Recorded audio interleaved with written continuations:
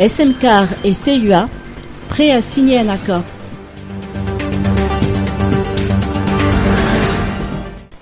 Les différends qui opposent la commune urbaine d'Antananarive et le syndicat des employés de la CUA ou SMCAR sont en passe d'être résolus. Selon les explications de Jiansu Dianquai, un accord devra d'ici peu être signé.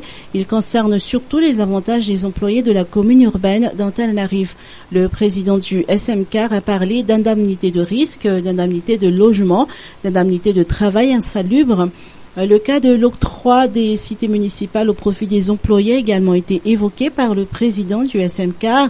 Après des jours de rencontres avec les responsables de la commune, le syndicat et la CUA ont réussi à dégager un esquisse d'accord que le syndicat a déposé au bureau du maire ce matin et que les dirigeants syndicaux ont présenté aux employés présents à Mamasn dans l'après-midi.